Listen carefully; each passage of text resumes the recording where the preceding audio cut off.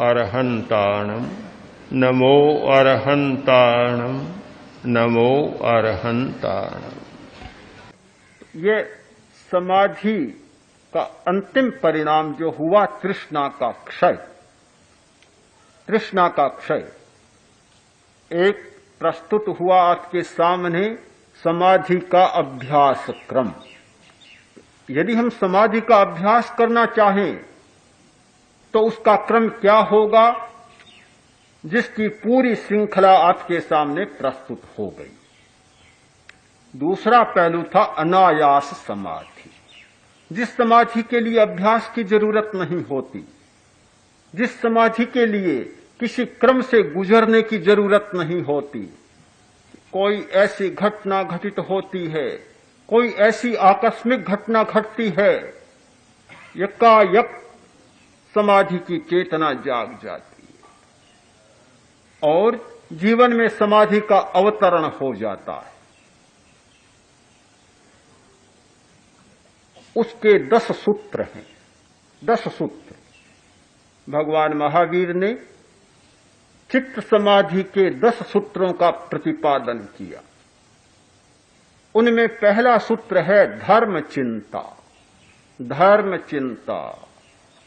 जीवन में कभी कभी कोई ऐसा क्षण आता है, कोई ऐसा क्षण आता है जब पहले जो सत्य कभी सामने नहीं आया, एकदम सत्य वह सामने आ जाता है।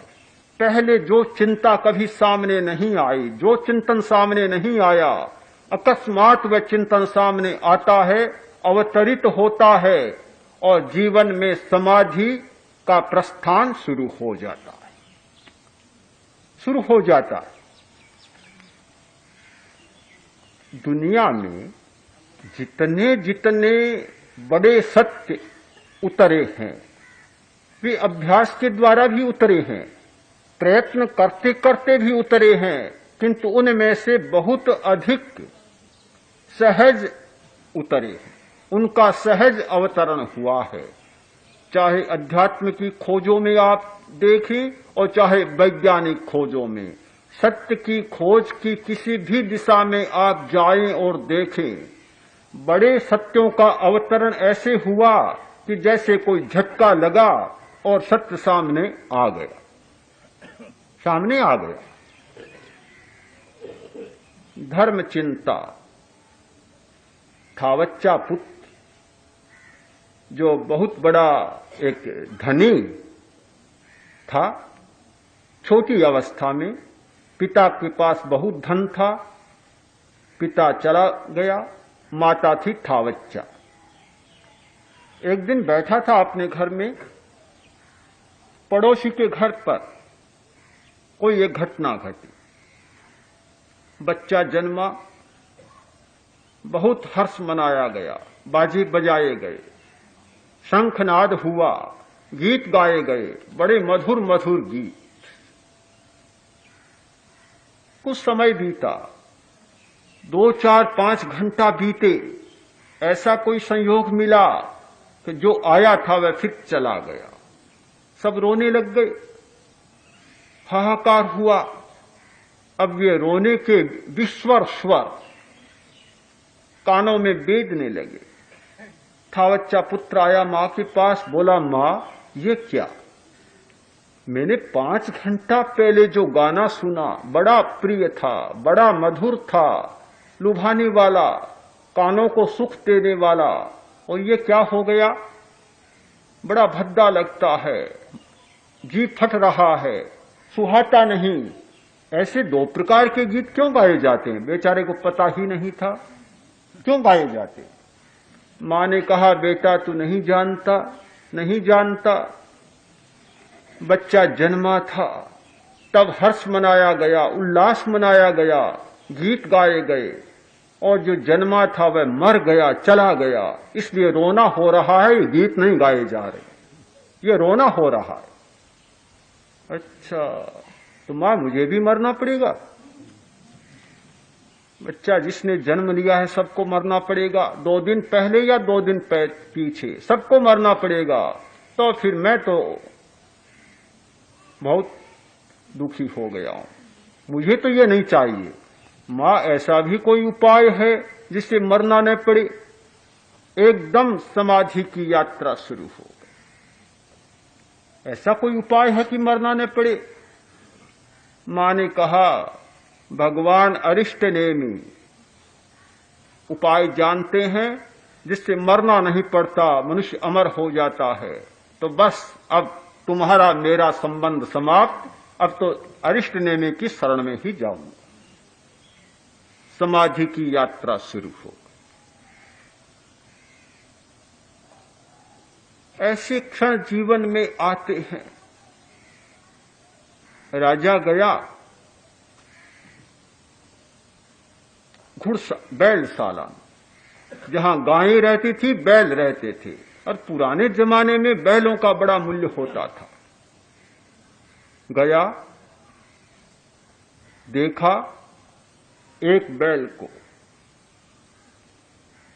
तत्काल कोई चेतना दौड़ गई, चेतना दौड़ी, और राजा ने आदमी को बुलाकर कहा, कर्मचारी को, कि यह वही बैल है? कौन सा? कि जिसके कंधे बड़े पुष्ट थे, बड़ा शक्तिशाली था। जब रथ पर जुतता था तो ऐसा लगता था कि बैल क्या चल रहा, हवा ही चल रही। क्या वही बैल है? कि हां महाराज, वही बैल है। राजा ने कहा, ऐसा क्यों हुआ? कि महाराज बूढ़ा हो गया। राजा ने सोचा, बूढ़ा होने पर ऐसा होता है तो मुझे भी बूढ़ा होना पड़ेगा। बस बात समाप्त, कहानी समाप्त हो गई और समाधि की अवस्था जाग गई।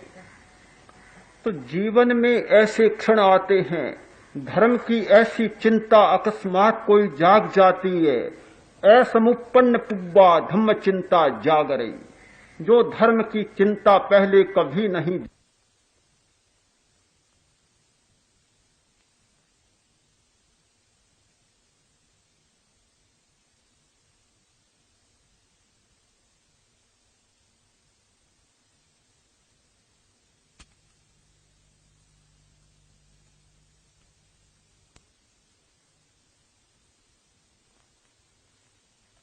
जागी, वह चेतना जाग उठती है और मनुष्य की सारी जीवन की यात्रा बदल जाती है, दिशा बदल जाती है, आकर्षण बदल जाता है।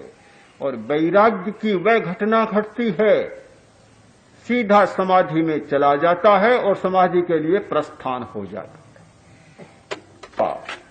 पहला सूत्र है धर्म चिंता, चित्त की समाधि का। दूसरा सूत्र है जाति स्मृति, पूर्व जन्म की स्मृति।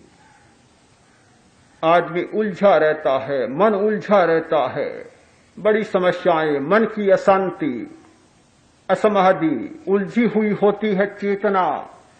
किंतु कभी कभी ऐसा अवसर आता है कि पूर्व जन्म का ज्ञान एकदम उतर आता है, एकदम उतर आता है पूर्व जन्म का ज्ञान, जाति स्मरण।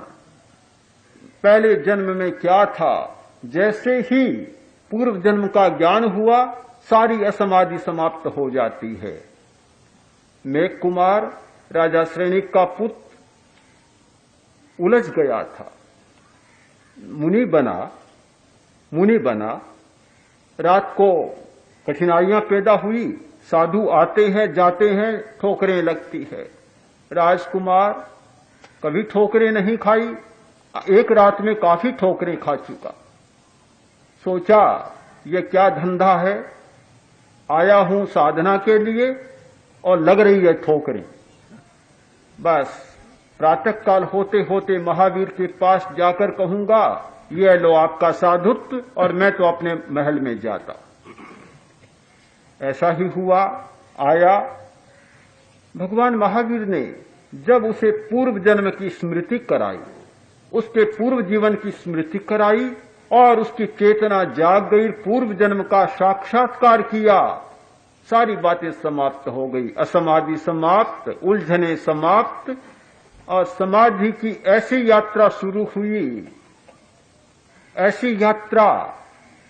उसने कहा, भंते, केवल 2 आंखों को छोड़कर और ये पूरा शरीर संघ की सेवा के लिए समर्पित करता हूं, चाहे ठोकरें लगे चाहे कुछ भी लगे। समाधि की यात्रा शुरू हो गई। दूसरा चित्त समाधि का कारण है जाति स्मृति। ये कोई अभ्यास से नहीं होते, ये अनायास घटित हो जाते।